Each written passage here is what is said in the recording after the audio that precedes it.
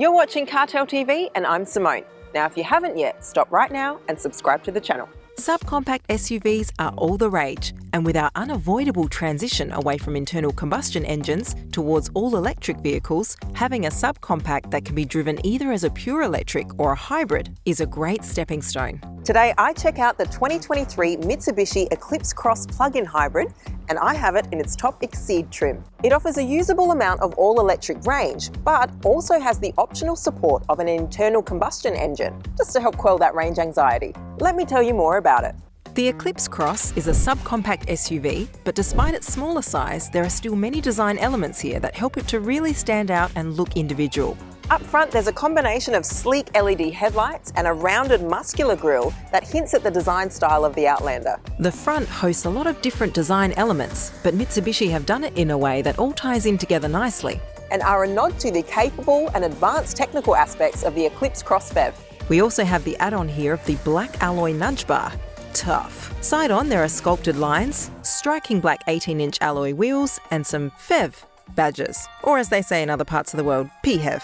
The rear of the Eclipse Cross completes the design with more sharp lines and LED tail lights and brake lights. Overall, this remains a very stylish offering in this subcompact category. It's not as obnoxious as the Toyota CHR, and it's also more sophisticated and stylish than something like the Subaru XV. Powering this plug-in hybrid is a 2.4-litre petrol engine as well as 2 electric motors. The engine produces 94 kilowatts of power and 199 newton-meters of torque, and the powertrain is mated to a CVT gearbox. There is no turbo, and to be honest, you actually don't need one, and here's why.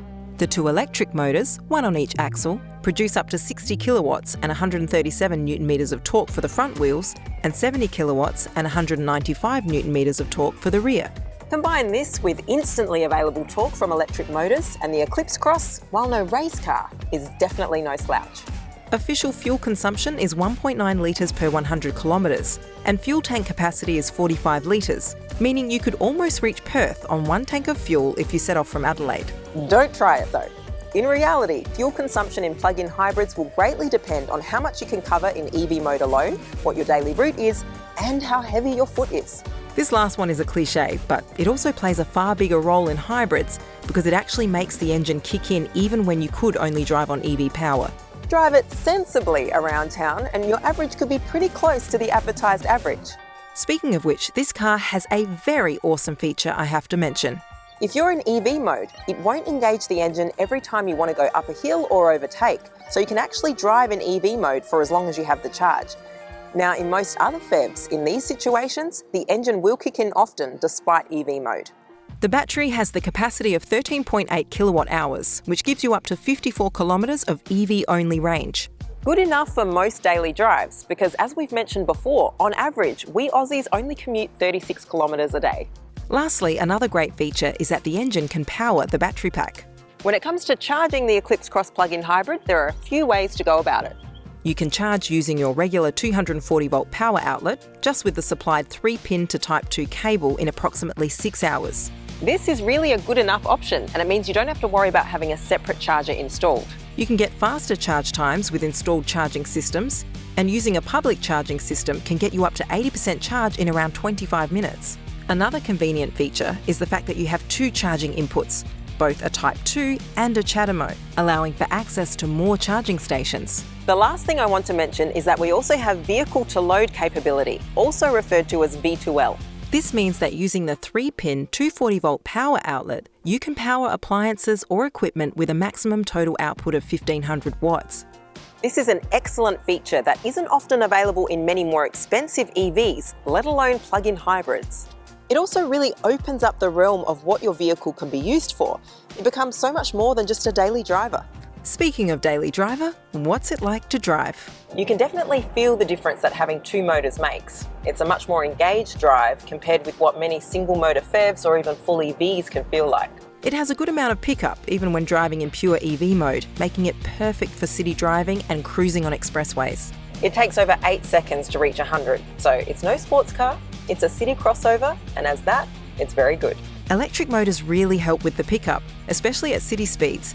So, doing what it's intended to do, the Eclipse Cross PHEV ticks all the boxes.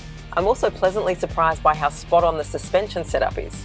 It's softer than most SUVs, so it's not going to rid you of your kidney stones. It's a surprisingly comfortable ride. This usually translates to lack of control at higher speeds on bad roads. Yes, there is some body roll, but even at higher speeds, I had zero issues controlling it. They've really hit the sweet spot between comfort and control for this class of car.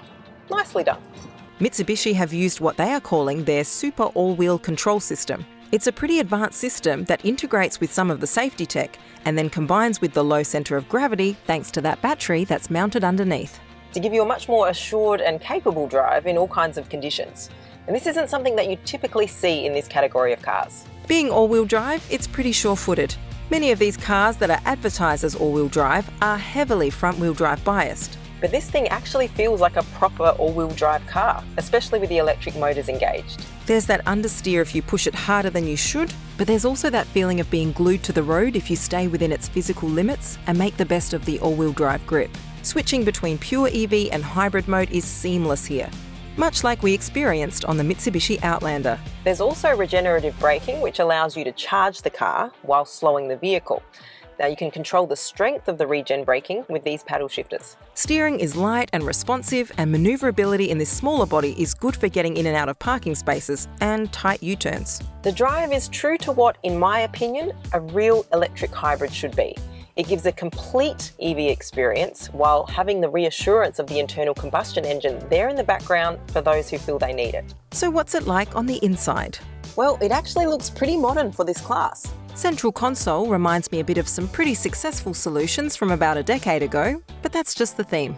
The main features are easy to use and well placed, so the angled theme just adds to the unique feel inside the Eclipse Cross. This top trim also adds loads of comfort features, including things like heated seats and steering wheel, as well as this two-part panoramic sunroof, which is really cool because it gives you the option to keep it open for the rear seats and yet close it for the driver. The screen is good, crisp and easy to use. It comes with Apple CarPlay and Android Auto, as well as sat-nav and digital radio, but it's a little more compact at 8 inches for a top trim. But in terms of practical use, it does its job well. I applaud the use of physical buttons for the main features. I mean, who knows if they'll survive the trend of controlling everything via touchscreen. The 8-speaker sound system is pretty good, and head-up display is a very nice addition in this segment. Bottle holders can be found on all 4 doors, and there are 2 cup holders up front, as well as additional storage and 2 USB charging points. Front seats are pretty comfortable, and a longer trip up front shouldn't be a problem. But what about the back? I'm pretty happy with the space back here. The seats are really comfortable. I've got adjustable headrests back here as well, armrest with 2 cup holders. I've got ISOFIX points, and this being the top trim, I also have heated rear seats, and I can control my own sunroof from back here.